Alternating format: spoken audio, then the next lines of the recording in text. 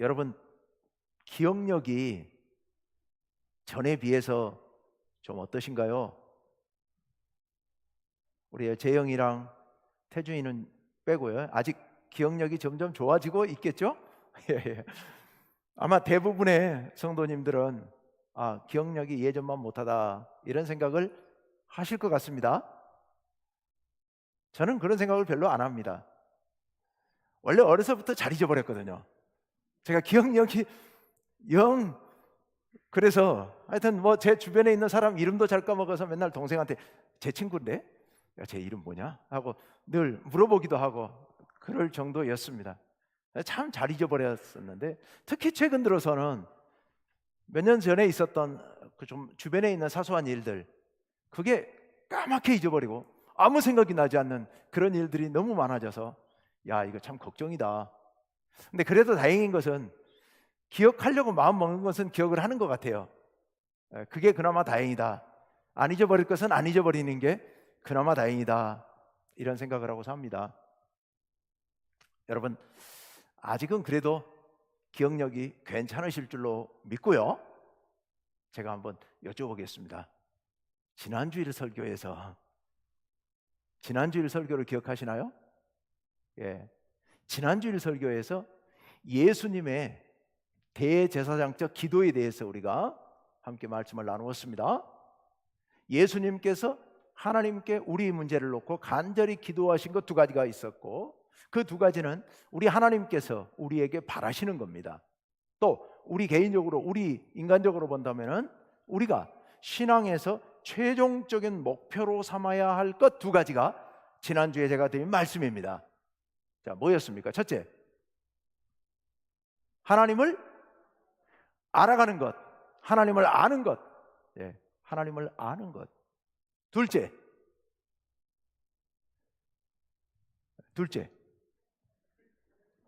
예, 그래도 감사합니다. 하나는 안 잊어버리셨잖아요.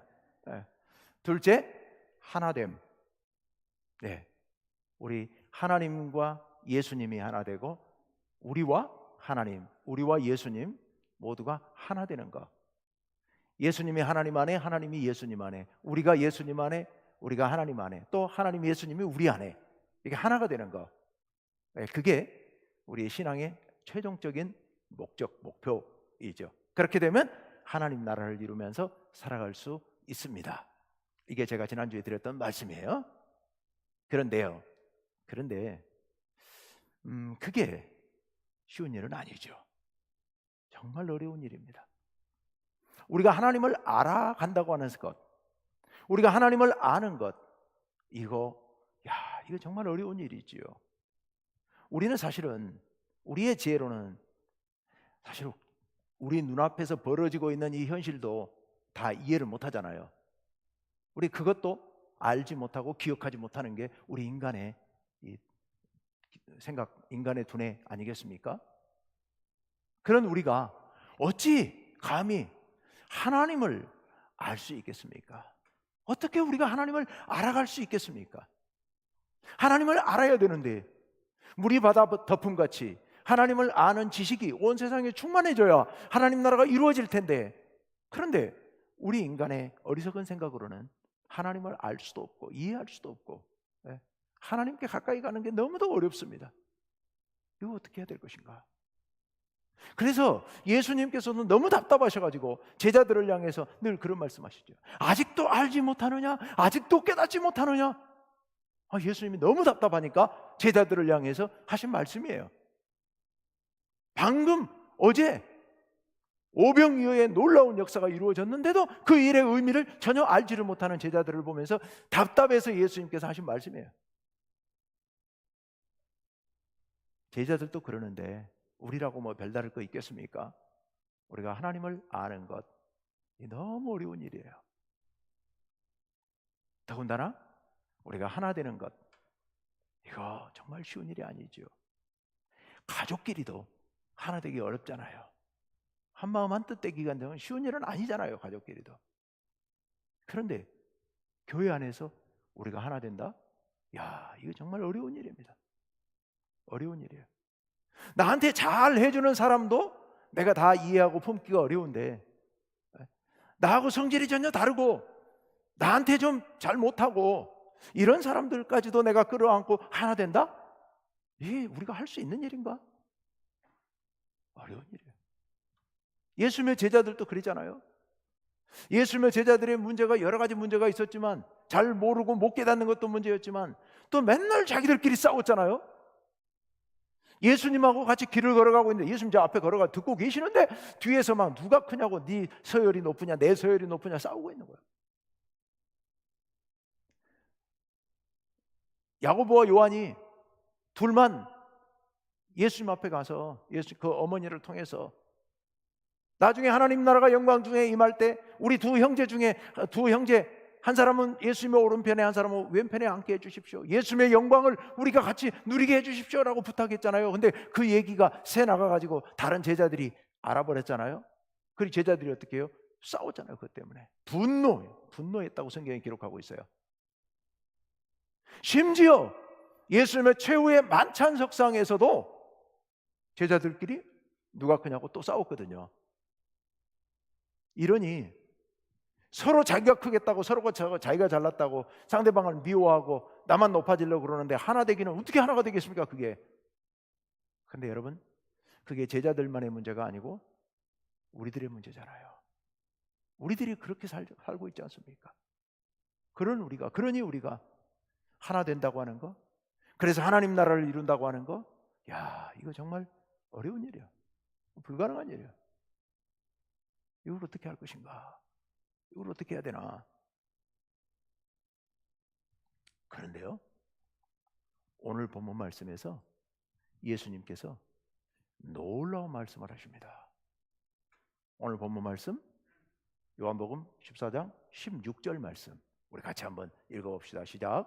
내가 아버지께 구하겠으니 그가 또 다른 보혜사를 너희에게 주사 영원토록 너희와 함께 있게 하리니. 아멘. 예수님께서 제자들에게 약속하신 말씀이에요. 아버지 하나님께 구해가지고 보혜사를 너희에게 주시겠다라고 말씀하십니다. 보혜사를 주시겠다. 여기 보혜사가 뭐냐? 보혜사 여러 의미가 있는데요, 변호인 또는 위로자, 또 돕는 분, 이런 의미가 있습니다. 우리가 쉽게 간단하게 돕는 분이라고 합시다. 변호사도 도와주는 분이고 또 위로해 주는 것도 마음으로 도와주는 거니까 통칭해서 돕는 분이라고 합시다. 돕는 분을 보내주시겠다는 거예요. 돕는 분을 보내주세요. 우리 연약한 우리들을, 우리의 힘으로는 아무것도 할 수 없는 우리들을 위해서 예수님께서 돕는 분을 보내주시겠다라고 말씀하십니다. 그런데 앞에 보면 보혜사 바로 앞에 다른 보혜사를 너희에게 주사, 이렇게 말씀하고 계시네요. 다른 보혜사? 이 말씀을 가지고 신천지 2단에서 다른 보혜사라고 예수님 말씀하셨으니까 이 다른 보혜사가 뭐 누구다라고 해갖고 엉뚱한 소리를 하고 있는데요, 이 말도 안 되는 헛소리를 하고 있는 거고요. 왜 여기 다른 보혜사라고 했을까?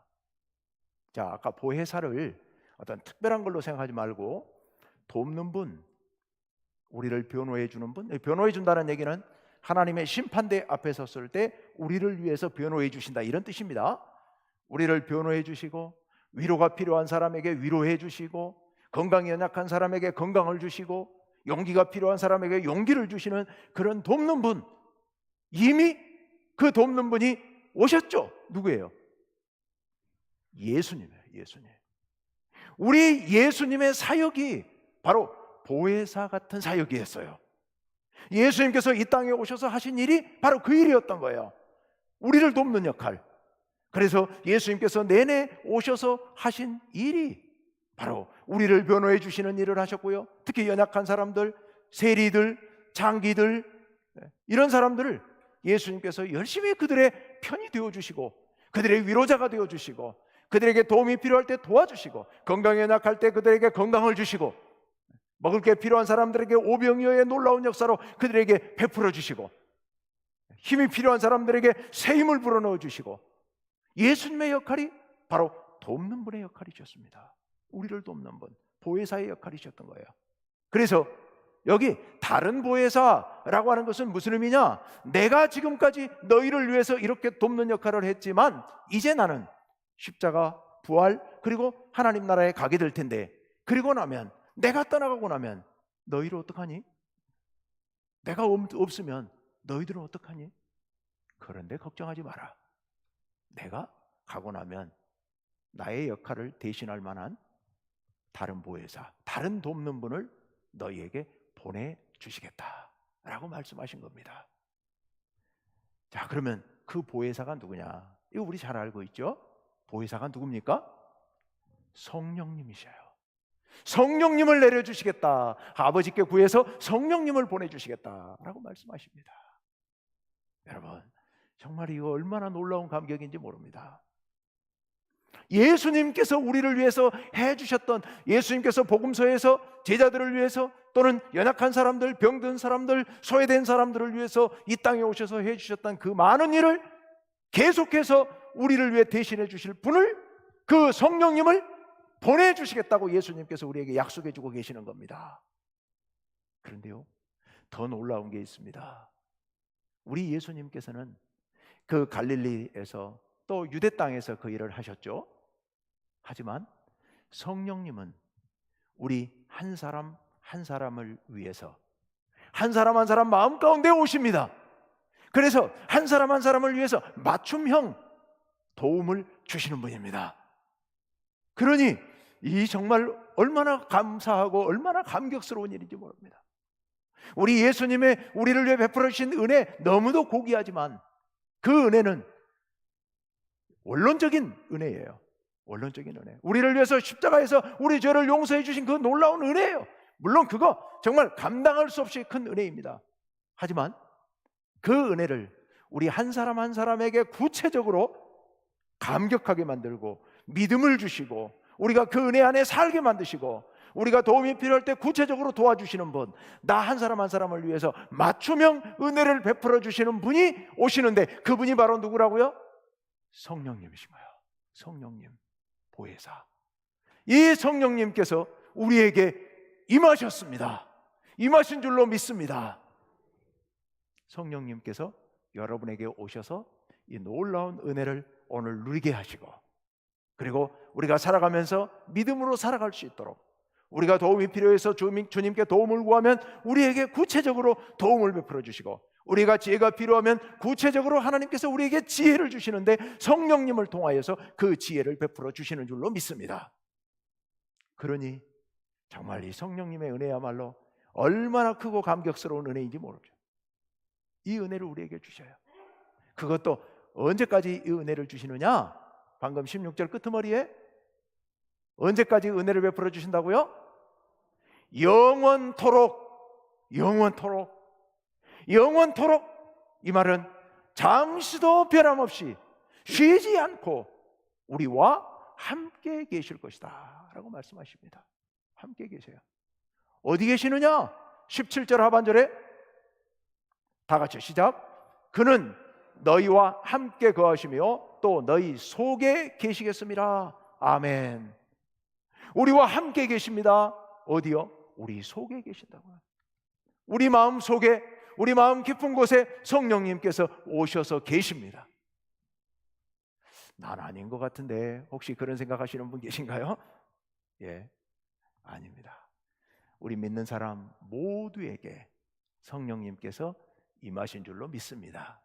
그 증거가 뭐냐면요, 믿음의 고백은 성령님의 도우심이 아니면 아무도 할 수 없는 겁니다. 우리 모두가 예수님을 믿고 믿음을 고백하고 주님의 자녀로 살아갈 수 있게 된 것은 성령님의 구체적인 도우심이 있었기 때문에 가능했던 겁니다. 여러분이 예수 믿게 된 것을 보니까 여러분 모두에게는 성령님께서 임재해 계십니다. 오늘 여기 교회에 나오셔서 이 예배 자리에 함께 계신 걸 보니까 여러분 모두에게는 성령님께서 임재해 계십니다. 성령님이 이끄시지 않으셨으면 오늘 여기 못 오셨습니다. 여러분 아마 저기 제주도 가셨겠죠? 연휴잖아요. 네. 성령님께서 여러분 가운데 계시니까 오늘 이 자리에 나오신 줄로 믿습니다. 야, 여러분, 내 안에 하나님의 영 성령님께서 계시다는 생각, 이 생각 여러분 가지시고 잊지 마시고 마음 뿌듯함을 가지시고 가슴을 좀 활짝 펴시고 내 안에 성령님이 계셔. 이런 믿음으로 살아가시기를 바랍니다. 그런데 그 성령님이 어떤 분이시냐? 17절 상반절 봅시다. 다 같이요. 시작. 그는 진리의 영이라. 아멘. 그는 진리의 영이세요. 진리의 영. 진리의 영. 이 진리의 영이라는 게 도대체 무슨 말씀일까요? 진리를 갖고 계시는 분, 진리이신 분, 진리를 가르쳐 주신 분인데요. 좀 구체적으로 들어가 볼까요? 25절 말씀, 26절 말씀 봅시다. 26절 다 같이요. 시작. 보혜사 곧 아버지께서 내 이름으로 보내실 성령, 그가 너희에게 모든 것을 가르치고 내가 너희에게 말한 모든 것을 생각나게 하리라. 아멘. 예수님이 지금 떠나가시면서 하신 말씀이거든요. 내가 가고 나면 너희 그동안에 나에게 배웠던 것들, 이거 어떻게 해요? 다 잊어버렸죠. 우리 지난주 설교도 가물가물한데 예수님께서 3년 동안 가르치신 내용을 다 기억할까요? 이거 못하거든요. 이거 깨닫지도 못하거든요. 이게 무슨 말씀인지도 몰라요. 그런데 보혜사를 보내줄 텐데 그 보혜사가 와서 너희를 어떻게 해요? 모든 것을 가르치고. 여러분이 믿음 안에서 깨닫게 되는 것은 성령님의 가르치심인 줄로 믿습니다. 성령님께서 여러분 마음 가운데 오셔서 여러분을 가르쳐 주십니다. 그리고 생각나게 해주십니다. 성령님께서 여러분을 깨우쳐 주시고 가르쳐 주시고 생각나게 해주셔서 여러분이 뭘 할 수 있게 될까요? 아까 우리 못하는 거 하나 있었어요. 하나님을 알 수 있게 해주십니다. 여러분, 이 놀라운 감격, 지난주에 말씀드렸잖아요. 하나님을 아는 거, 이거야말로 우리 믿음의 최고의 목표이고, 그리고 그래야만 이 땅에 하나님 나라가 이루어질 수 있다고요. 우리가 하나님을 알아갈 수만 있다면, 하나님을 알 수만 있다면 정말 얼마나 좋겠습니까? 그런데요, 우리는 너무 미련해서 알 수가 없어요. 우리의 어리석은 생각으로는 하나님을 이해할 수도 알 수도 없습니다. 그런데 알 수 있는 길이 바로 여기 열린 거예요. 진리의 영이신 보혜사 성령님을 우리에게 보내주셔서 우리로 하여금 우리를 깨우쳐 주시고 가르쳐 주시고 생각나게 해주셔서 우리로 하여금 하나님을 알 수 있게 해주시는 겁니다. 여러분, 희망을 가집시다. 내 머리로도 하나님을 알 수 있다. 성령님이 도우시면. 내 머리 자체로는 몰라요. 그러나 성령님께서 도와주시면 알 수 있게 된 줄로 믿습니다. 근데 그 성령님은 남 얘기가 아니라 어디요? 내 안에 이미 와 계시고 언제까지 계세요? 영원토록 계실 분이에요. 그 성령님께서 우리를 가르치시고 우리를 인도하실 거기 때문에 우리는 하나님을 날마다 알아가게 될 줄로 믿습니다. 하나님을 알게 되면 모든 문제가 해결되고요, 하나님을 알게 되면 내 안에 기쁨이 충만하게 되고요, 우리의 믿음이 자라게 되고요, 하나님의 역사를 이루어가게 될 줄로 믿습니다. 제가 20대 30대 때 정말 자주 말씀드렸습니다만 극심한 혼란을 겪었습니다. 제가 10대 때 이미 목회를 하겠다고 결단을 해놓고도, 사실은 이런 얘기하면 안 되지만 지난 얘기니까 말씀드립니다. 정말 이 정도면 믿음이 참 좋다라는 생각을 했던 적도 있었거든요. 그런데요, 이게 갑자기 의심병이 생기기 시작하는데요, 이게 조그만 꼬투리부터 시작됐거든요. 이거 아닌 것 같은데 하는 생각이 슬쩍 들어오기 시작하더니 그 성경 말씀이 안 믿어지기 시작하는데, 이거 정말 제가 막 괴로워 죽겠는 거예요. 전 믿어야 되겠거든요. 믿어야 되겠는데 의심이 들어오는 게 이거 정말 펄쩍 뛸 일이에요. 제가 신학교 가려고 대학교를 갔잖아요. 신대원 가겠다고 대학교를 철학과를 갔잖아요.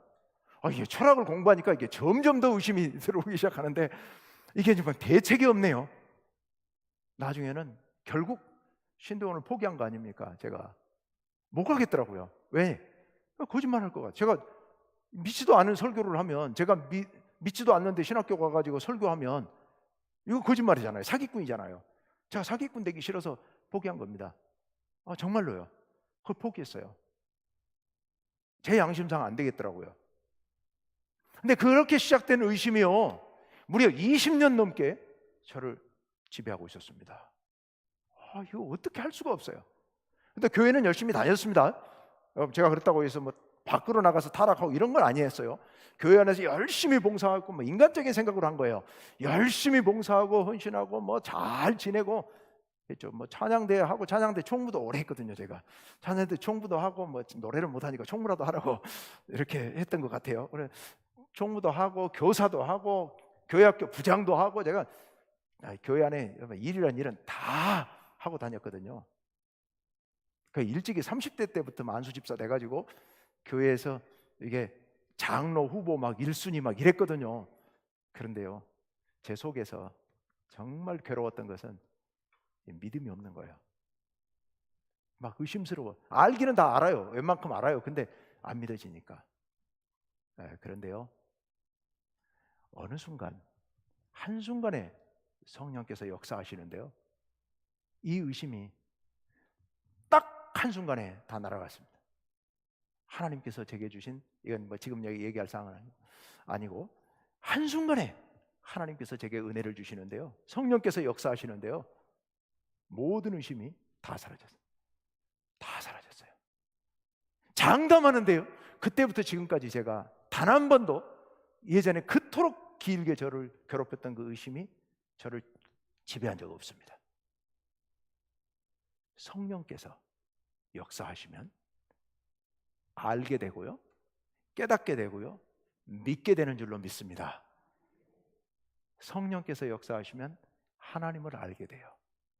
그리고 나서 이제 신학교로 갔죠.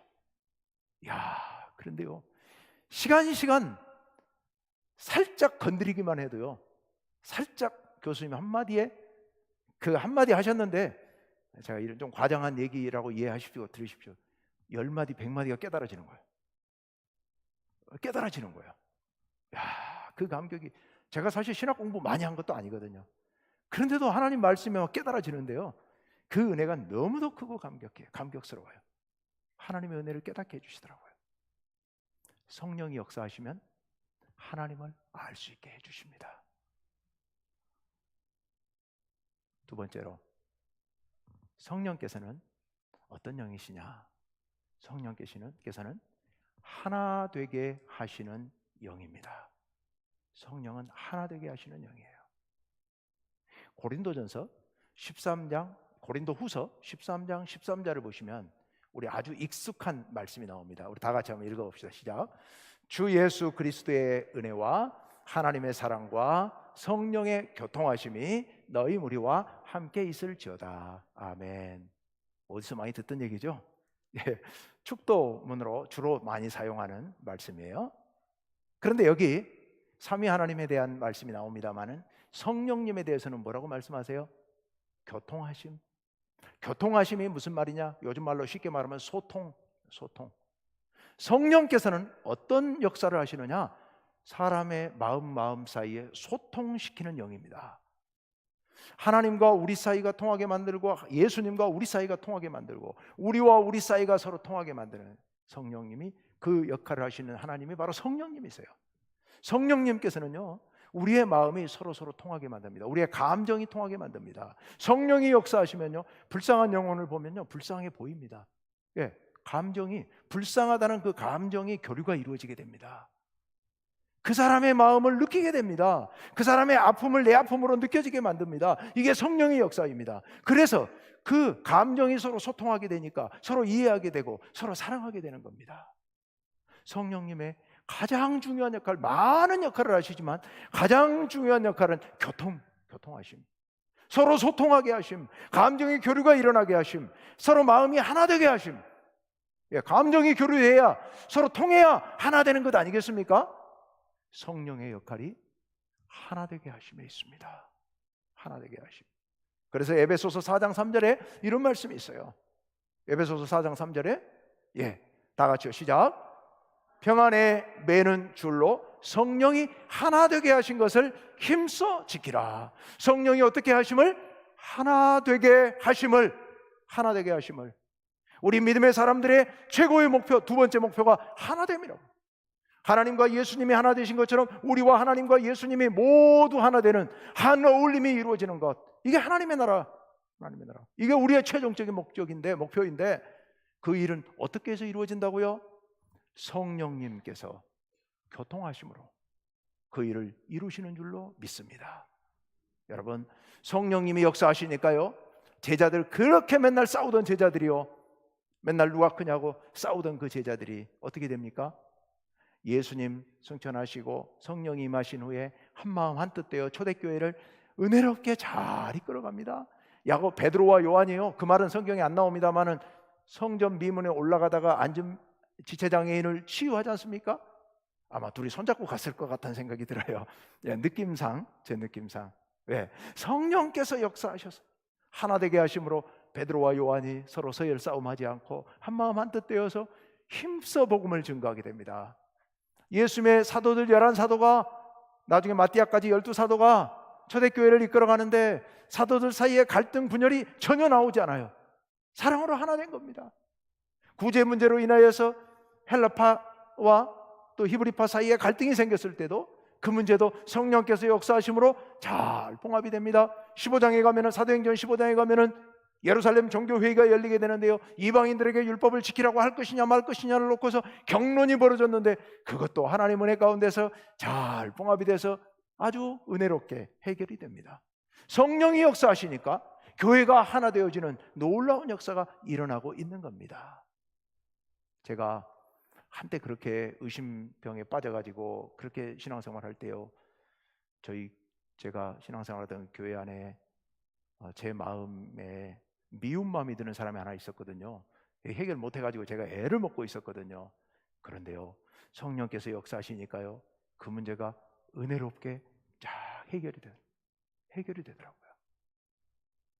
누구보다도 사랑하는 사람으로 이렇게 바꿔주시더라고요. 하나님의 은혜가 임하면, 성령이 임하면 하나됨의 역사가 구체적으로 일어나는 줄로 믿습니다. 혹시 마음 괴로우신 분 있으세요? 마음에 안 드는 분이 이 안에 있어가지고. 있으시죠? 혹시 없으시죠? 예, 다행입니다. 없으시다면 다행입니다. 그러나 혹시라도 참 저분은 마음에 안 들어, 이런 분이 혹시 계시다면 성령님께 부탁하시길 바랍니다. 나 이거 어떻게 해요? 미운 마음이 자꾸 생기는데 사랑할 수 있게 해주세요. 성령님께서 여러분의 마음을 변화시켜서 사랑의 마음이 생기도록 인도해 주실 줄로 믿습니다. 우리 성령님이 역사하시면 하나됨의 놀라운 역사가, 위대한 역사가 일어나게 됩니다. 우리는 지난주에 말씀드렸던 것처럼 하나님을 알아가야 되고, 그리고 하나님 안에서 우리 모두는 하나가 되어야 됩니다. 이게 우리 신앙의 목적이죠. 그런데 그 일은 우리 능력으로는 할 수 없습니다.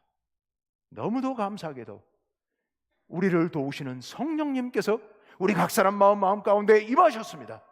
임하셔서 우리에게 하나님을 알아가게 하시고 우리의 마음을 열어서 이웃들과 서로 하나 되게 하셨습니다. 하나님과 하나 되게 하시는 놀라운 은혜를 베풀어 주십니다.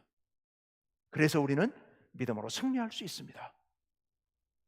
우리가 할 일이 하나 있습니다. 우리가 할 일은 성령님이 우리 가운데 충만하게 역사하시도록 하는 겁니다. 성령 충만, 이게 우리의 일입니다. 어떻게 하면 할 수 있을까요? 성령께서, 첫째, 성령께서 우리 속에 와 계시다고 하는 사실을 인정하는 것, 이게 첫째입니다. 잊지 마십시오. 성령께서 여러분 가운데 24시간 항상 영원토록 임재해 계십니다. 그렇다면 그 다음에 여러분 할 일은 나옵니다. 둘째, 그 성령님께 여러분의 삶의 문제를 맡기십시오. 삶의 주도권을, 여러분 마음의 왕의 자리를 그 성령님께 내어드리십시오. 그러면 성령님께서 여러분의 삶을 은혜롭게 인도해 주실 줄로 믿습니다. 물어보세요, 성령님께. 오늘 이 일이 있는데 하나님 어떻게 해야 돼요? 성령님 어떻게 해야 돼요? 오늘 어떤 사람, 아주 곤란한 사람 만나가지고 얘기를 해야 되는데 내가 무슨 얘기를 어떻게 해야 돼요? 성령님께 도우심을 구하세요. 성령님께서 여러분에게 지혜를 주실 줄로 믿습니다. 성령 충만한 사람은요, 성령님께 여러분의 삶을 맡기는 사람입니다. 우리의 삶을 맡기는 사람이에요. 성령님을 인정하고 성령님의 인도하심을 구하고 인도하실 때 순종하고, 이렇게 살아갈 때 성령께서 우리 속에서 충만하게 역사하실 줄로 믿습니다. 그런 사람이 성령 충만한 사람, 성령의 사람이 될 줄로 믿습니다. 우리가 우리 가운데 임하신 성령님을 정확히 인정하고 받아들이고 성령 충만한 삶을 살아가시는 우리 충무교회 모든 성도님들 되시기를 간절히 바랍니다. 기도하겠습니다.